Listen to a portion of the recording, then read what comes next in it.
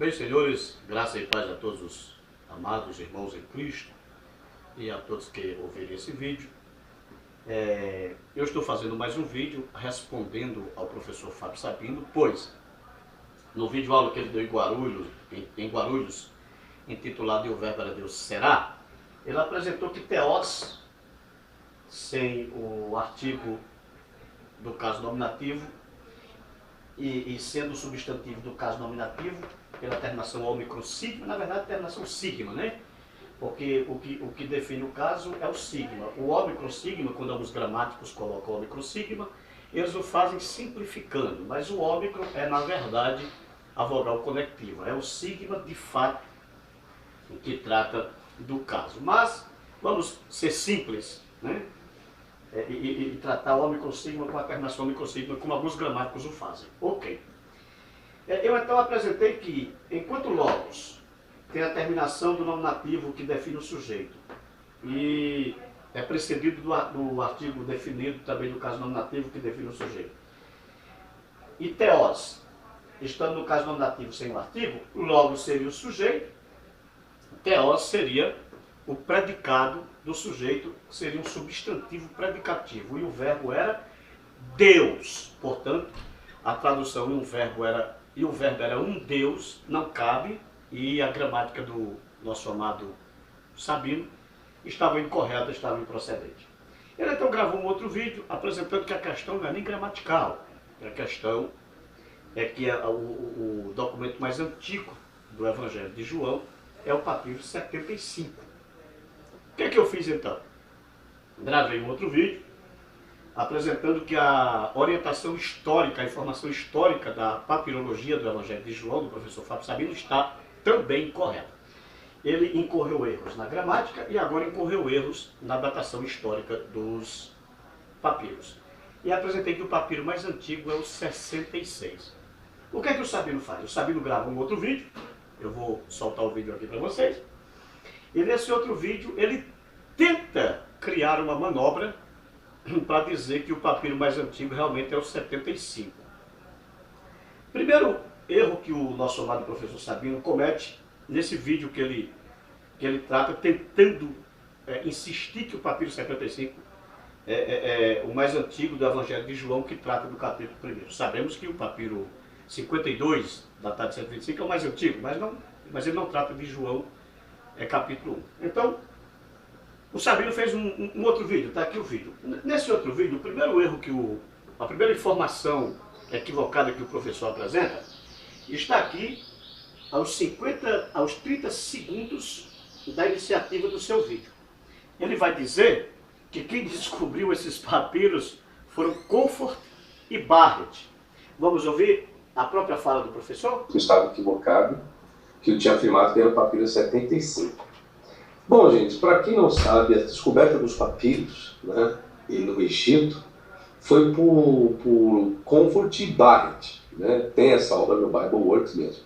Você está vendo? Ok. Então, como vocês viram, ele vai dizer, primeiro erro, que quem descobriu esses papiros foram Comfort e Barrett. Vamos ver o que o próprio Comfort fala acerca disso. Vamos ver aqui. Vamos lá? O próprio Comfort. Philip Wesley Comfort. A origem da Bíblia. Os papiros de Bodleian. Esses manuscritos foram comprados de um negociante do Egito durante as décadas de 1950 e 1960. Os 3 papiros importantes dessa coleção são o papiro 66, olha a datação aqui, ó, do Philip Comfort, datado de 175, tá? 175, contendo quase todo o Evangelho de João. O papiro 72, século III, contendo o primeiro e quase todo o Evangelho de João, contendo 1º e 2 Pedro, aliás, e Judas, e o papiro 75, contendo grandes porções de Lucas 3 e João 15. Então, nós temos aqui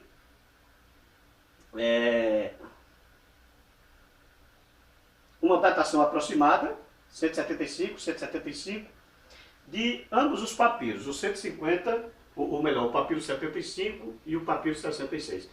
Porém, essa datação vai ser mais especificada pelo próprio Comfort mais à frente. O que eu quero mostrar aqui é que não foram eles que descobriram esses papiros. A informação do nosso amado professor está equivocada. Durante o século XX, foi descoberta quase uma centena de papiros contendo porções do Novo Testamento nos séculos anteriores, sobretudo, tal.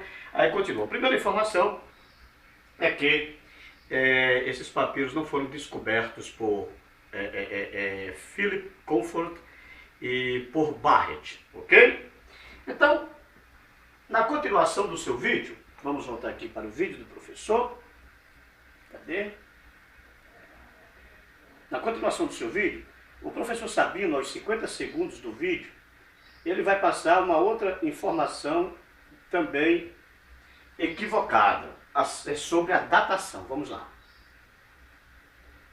Segundo a nota do Comfort e Barrett, papiro 66, primeira metade do século III, seria em cerca de mais ou menos 200 a 250 depois de Cristo. Papiro 66. Vocês viram aí que ele coloca aqui o Comfort e o Barrett, data o papiro 66, do ano 200 a 250. Essa informação não procede, tá? Essa informação não é do Comfort e nem do Barrett. Na verdade, essa informação você vai encontrar, eu vou apresentar para vocês onde encontrar essa informação, que é no Eric Turner, tá? É de Eric Turner, não é do Comfort e do Barrett. Ok. Agora, senhores, eu pus aqui algumas anotações, vamos analisar a datação dos papiros à luz do Comfort e Barrett, à luz do Gruger e do Hill, à luz do Cartland, à luz do Paroski e à luz dos grandes e maiores e melhores mestres. Eu já coloquei para vocês que essa informação aqui de que o Barrett e o Comfort datam o papiro 66 de 200 a 250 não procede, ok? Agora vamos às provas, vamos ver se é verdade, vamos continuar aqui, eu pus aqui nos meus rascunhos, vamos ver aqui a datação precisa, a definição precisa que o Wesley Comfort. Pode ir. Vejam, senhores, a datação do Comfort, do Philip Comfort. Ó, eu estou aqui em Philip Comfort, A Origem da Bíblia, página 271. Ele vai falar aqui, ó, papiro 66, o papiro 2 de Bodleian, contendo grande porção de João de cerca de 175, mais datado por Albert Unger, diretor das coleções papirológicas da Biblioteca Nacional de Viena, Áustria, em cerca de 125 a 150. Então, papiro 66, isso é Philip Comfort, tá? Philip Comfort. Ele é datado do ano 175 ou do ano 125 a 150, ok? Agora, o que ele vai falar do papiro 75? Os papiros, cadê? O papiro 75, os papiros 14º e 15º de Bodleian, contendo grande parte de Lucas e João, início do século III. Início do século III. Isso é Philip Comfort. Essa é a informação passada pelo Comfort e pelo Barrett. Então não procede a informação do nosso amigo professor Fábio Sabino. Ok. Agora vamos analisar outras obras, vamos analisar a obra do Eric Turner. O Eric Turner, que vai apresentar aquela datação de 200 a 220, de 225 a 250, ou de 200 a 250. Vamos para Eric Turner, vamos. Está aqui, The Typology of the Iron Codex. Vamos lá? Vamos aqui. Isso é Turner. Ele vai nos tratar aqui, o papiro 66, está aqui, vocês podem ver comigo. Ó, papiro 66, papiro 66, né? Codex of St. John, in a relatively small square format dated by its files edited up to AD. O que nós temos aqui? Nós temos aqui papiro 66, o Códice de São João, relativamente pequeno, formato quadrado, datado de cerca de aproximadamente o ano 200 a.C., mas continua. Has been placed in the middle of the 2nd century, ou seja, mais alguns o datam da metade do 2º século. Isso o papiro 66. Isso é o Eric Turner. Quando ele vai passar aquela informação que está lá do professor Fábio Sabino, 200 a 250, aquela informação é do Eric Turner, não é do Comfort e do Barrett. Quando ele vai passar essa informação que alguns apresentam essa data. Todavia, essa não é a datação entre o consenso geral. E quando Turner apresenta que alguns datam os 66 de 200 a 250, olha a data que ele coloca os 75. Vamos lá. Eric Turner, 65, papiro 75. Vamos lá. Papiro 75. Características exemplares desse grupo de Bodman. Cadê? Está aqui. De Bodman. Lark John, ou seja, contendo Lucas e João. Papiro 75, terceiro século. Então até o Eric Turner, que primeiro apresenta que a datação do 66 é de metade do segundo século. E ele coloca que alguns o datam de 200 a 250 do terceiro século. Porém, esse Turner não coloca o 75 antes. Coloca o 75 também no terceiro século. Então, a informação do professor ela está equivocada em relação às datas. Veja bem. Primeiro, o Philip Comfort e o Barrett não datam o papiro 66 de 200 a 250. Eles datam de 125 a 150 ou até a 175 a.C. Eles datam o papiro 75 do início do terceiro século. O Eric Turner, que é o único que apresenta essa colocação do papiro 66 de 200 a 250, não coloca o 75 antes dele, coloca o 75 também no terceiro século. Então o que o professor Sabino faz? Pega uma informação do Eric Turner, fora de contexto, diz que é o Barrett e o Comfort, aí pega a datação do Barrett e do Comfort fora do contexto, e diz que o Barrett e o Comfort datam 75 antes do 66. Não, isso não existe, isso não acontece. Está adulterada a informação do nosso nobre professor. Agora, vamos ver o que diz também. Eu tenho aqui o Gruger e o Hill. Veja o que vai dizer o Charles Hill e o Michael Gruger, também especialistas em papirologia. Aqui, ó. Segundo a início do terceiro século, está o papiro 66. Aqui, papiro 66. Terceiro século, está aqui o papiro 75. Michael Gruger e Charles Hill também colocam 66 antes do 75. Mas olha o que eles vão falar ainda. O Michael Gruger e o Charles Hill. Deixe-me ver aqui. Página 143. Olha o que vão nos dizer o Michael Gruger e o Charles Hill. Está vendo aqui? Papiro 66, Papyrus 66. Is the most important witness to the Gospel of John. Ou seja, uma das mais importantes testemunhas do Evangelho de João.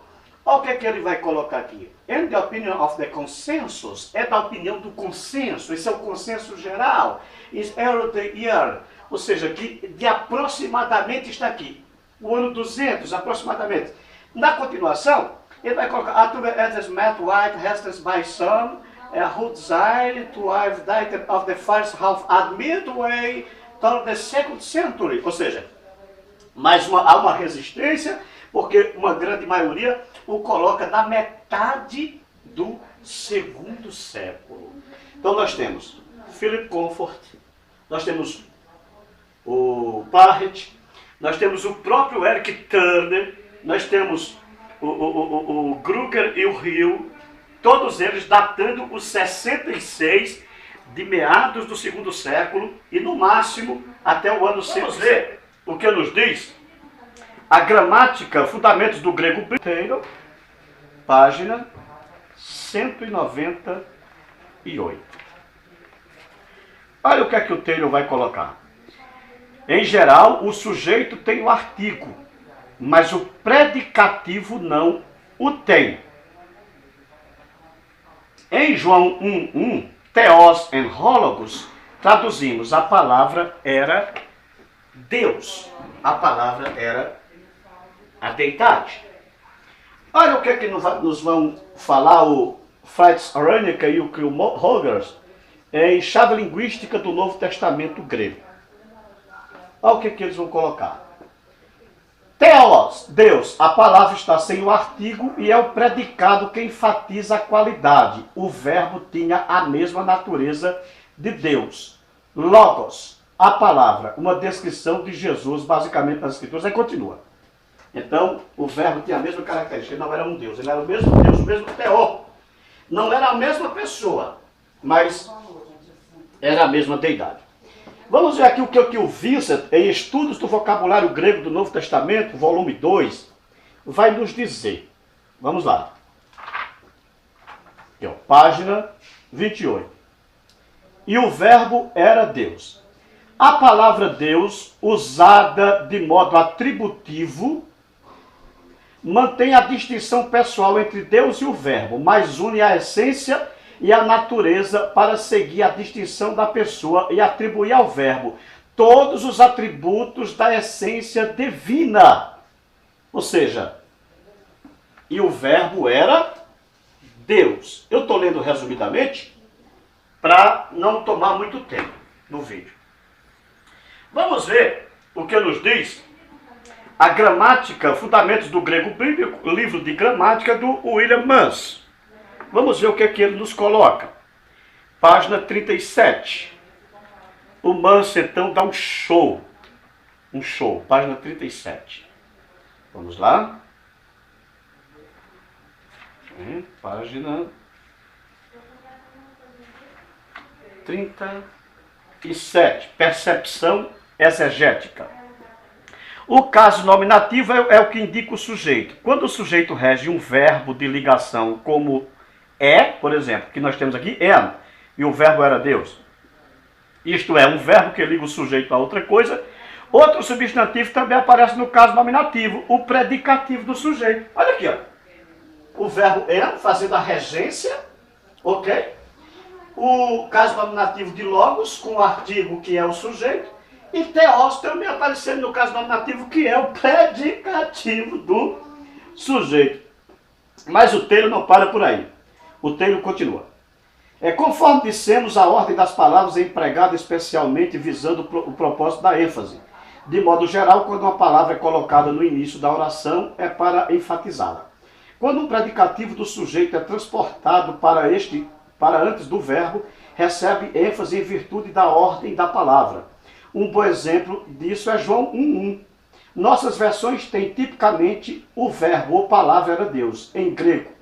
No entanto, a ordem das palavras foi invertida. O texto diz, kai theos en hologos, e Deus era a palavra. Sabemos que a palavra é o sujeito, porque leva o artigo definido, e por isso traduzimos assim. E a palavra era Deus. Olha o que ele vai colocar aqui, ó.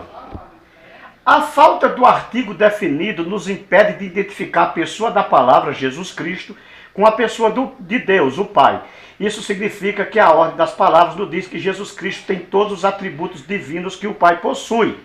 A falta do artigo nos diz que Jesus Cristo não é o Pai. A linguagem de João aqui é lindamente compacta. É, na realidade, uma das declarações mais elegantemente sucintas que seria possível encontrar. Conforme disse Martinho Lutero, ele continua. Para mostrar esse fato de outra maneira, vejamos como seriam interpretadas as diferentes construções gregas. Kai hologos en hotheos, e a palavra era o Deus. Kai hologos en theos, e a palavra era um Deus. Kai theos en hologos, e a palavra era Deus. Então, para que a palavra fosse um Deus, a sentença deveria ser Kai hologos en theos, e a palavra era um Deus. Agora, vamos para nada mais nada menos que o Wallace, o Daniel Wallace, maior gramática, uma das maiores gramáticas gregas do mundo, usada em 1/3 de todos os seminários do planeta Terra.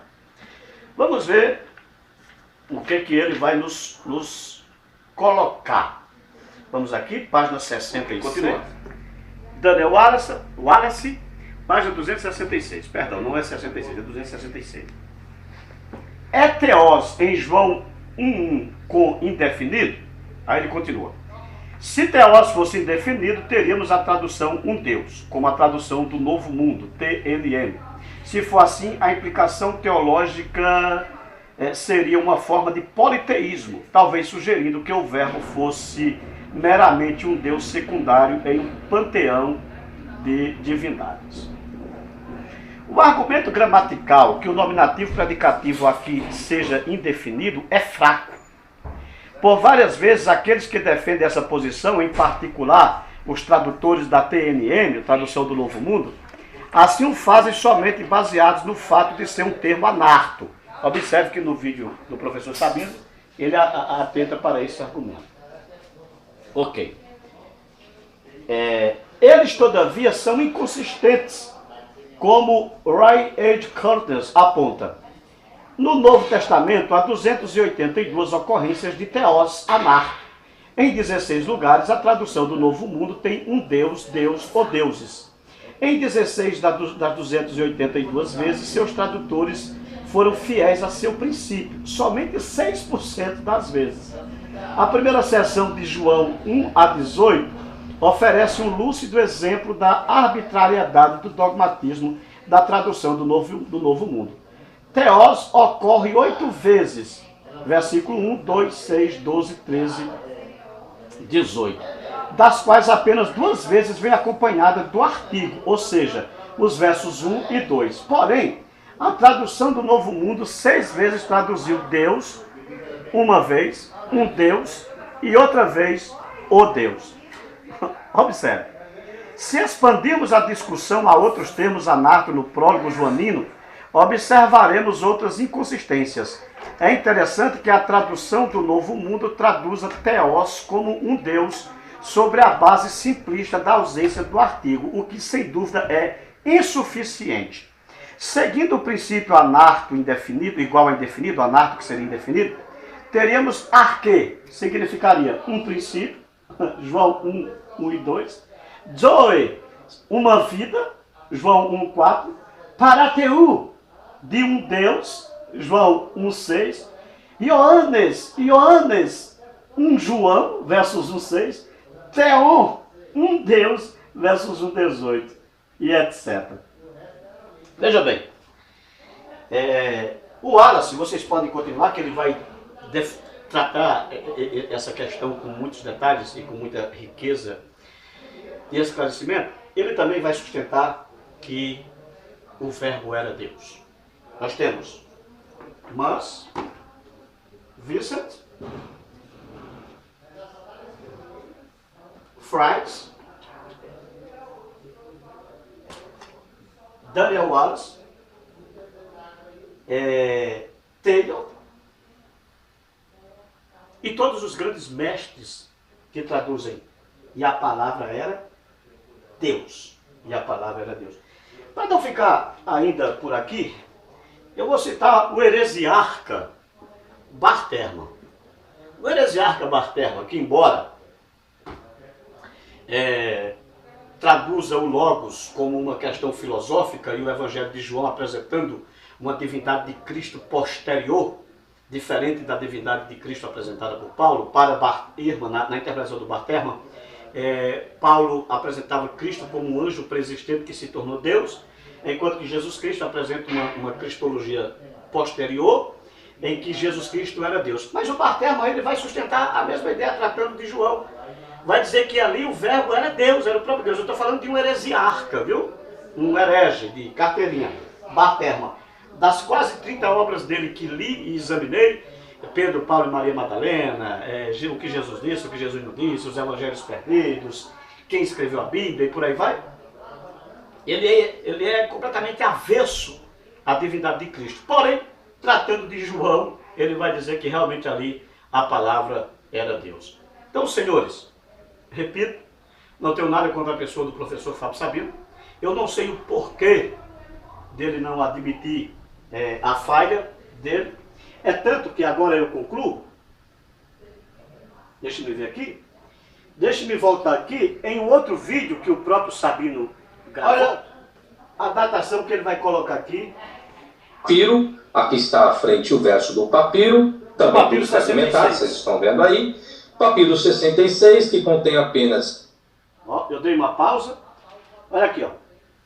Data do 2º século. Nesse outro vídeo do professor Fábio Sabino, ele vai apresentar que o papiro 66 é datado do 2º século. Ora, como agora ele surgiu com o papiro 66 datado do 3º século? Olha o que ele vai colocar aqui para o papiro 75, nesse mesmo vídeo, aos 7 minutos e 22 segundos. Está aqui.